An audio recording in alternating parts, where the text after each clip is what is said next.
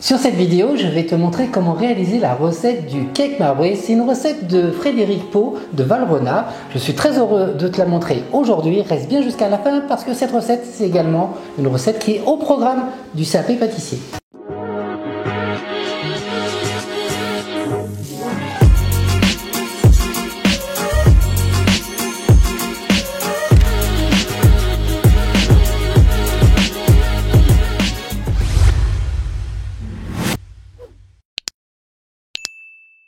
À la fin de cette vidéo, tu sauras parfaitement réaliser un cake marbré chocolat vanille. Dis-toi que c'est une base essentielle, notamment pour le CAP pâtissier, mais tu pourras après par la suite changer les parfums. On va commencer par réaliser dans un premier temps l'appareil à la vanille. Pour cela, on va peser tous les ingrédients en avance et ensuite on commence la recette. Dans un saladier, on va y ajouter nos jaunes d'œufs, donc on corne bien évidemment tous les éléments. Ensuite, on va pouvoir ajouter le sucre et n'oubliez pas, quand on met le sucre, il faut fouetter de suite après, sinon ça risque de coaguler. En effet, le jaune d'œuf en contact avec le sucre, sans mélanger, le jaune va coaguler. Une fois que c'est terminé, on va y ajouter notre crème.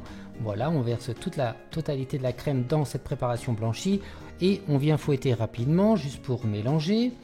Et après, on va y ajouter nos grains de vanille, donc les grains de vanille qu'on a préalablement prélevés sur une gousse de vanille. Vous pouvez tout à fait ajouter un autre parfum à ce moment-là. N'hésitez pas justement à me poser des questions, j'y répondrai par rapport aux autres parfums. Donc là, on mélange bien avec les gousses de vanille. Vous voyez là, tous ces grains de vanille, c'est magnifique. Donc ça va apporter beaucoup d'arômes. En parallèle, dans la farine, on va y ajouter notre levure chimique et ensuite, on va ajouter l'ensemble sur notre première préparation. Mais je vous recommande de tamiser, donc poser un tamis comme ceci sur votre saladier, ajouter la farine plus la levure chimique et ensuite tapoter bien pour pouvoir enlever, donc verser la totalité de cette préparation sur votre première préparation. Une fois terminé, on va pouvoir donc mélanger l'ensemble des éléments, donc corner bien le récipient, donc très important. Vous allez voir que c'est une pâte qui est plutôt molle par rapport à la deuxième pâte qu'on va faire juste après au chocolat. Cette pâte vanille est plutôt molle, donc c'est important, une fois qu'elle est réalisée, de la filmer et de la laisser au frais pendant au moins une demi-heure pour qu'elle prenne un petit peu de masse. Donc vous inquiétez pas si vous voyez que vous constatez qu'elle est un peu molle, c'est parfaitement normal. Moi je recommande de toute façon de la laisser au frais et d'ailleurs toutes les préparations où vous mettez de la levure chimique, il faut toujours laisser au frais avant cuisson. Pendant ce temps-là, on va réaliser l'appareil chocolat. On va d'abord peser tous les ingrédients et faire fondre le chocolat au micro-ondes jusqu'il soit fondu. 45 degrés environ, 50 ça suffit amplement. Et au niveau des étapes de mélange pour cette préparation, comme pour la première, on va commencer à bien blanchir le jaune d'œuf avec le sucre. Donc la même chose, quand vous ajoutez le sucre, il faut fouetter rapidement, sinon ça risque de coaguler. N'oubliez pas, c'est valable pour toutes les recettes. Une fois que vous avez ce mélange qui est bien blanchi, on va y ajouter la crème. Donc on va verser tout simplement la crème sur notre préparation. On corne bien le saladier comme toujours et on vient fouetter juste pour réaliser un mélange rapide. Ensuite, on va ajouter notre ingrédient magique qui va donner vraiment une texture incroyable au cake. C'est de l'huile neutre. Ici, c'est de l'huile de pépins de raisin. Testez le fait d'ajouter de l'huile de pépins de raisin dans d'autres recettes de cake, vous verrez.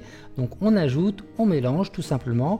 En parallèle avec la farine, la levure chimique et la poudre de cacao, donc on va mélanger les trois éléments dans le saladier et on va venir donc mélanger ces trois éléments sur le premier appareil. Donc on va évidemment tamiser pour éviter d'avoir des grains, donc on met tout sur un tamis. Surtout n'oubliez pas cette étape, elle est vraiment importante, sinon quand vous allez découper votre cake, vous risquez d'avoir des morceaux de farine qui est pas bien mélangé, donc important de toujours tamiser.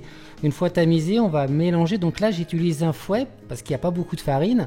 Pour bien mélanger tout mon appareil, pour avoir quelque chose de bien homogène, je viens corner.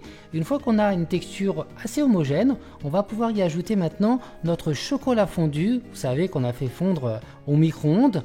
Tout simplement, on va le verser dessus et après on va utiliser la maryse tout simplement pour bien mélanger de l'intérieur à l'extérieur. Vous verrez, vous allez avoir une masse qui est déjà plus épaisse, qui se tient mieux que la première préparation à base de vanille. Et pour finir, on va filmer notre appareil, on va le réserver à l'extérieur, non pas au frigo, sinon vous risquez d'avoir une masse beaucoup trop ferme pour le dressage et on le maintient de côté. Comme tu dois savoir, être un professionnel, c'est pas simplement savoir faire des gâteaux, c'est savoir s'organiser.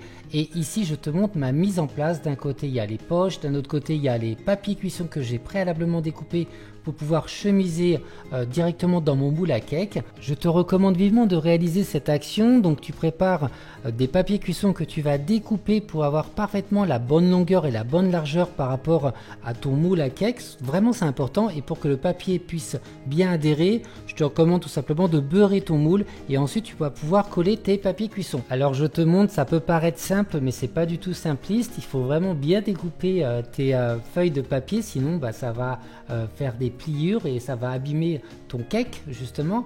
Donc on commence par le fond et ensuite on fait tout simplement donc les extrémités et les côtés. Donc veille simplement à être sûr que le papier soit bien collé.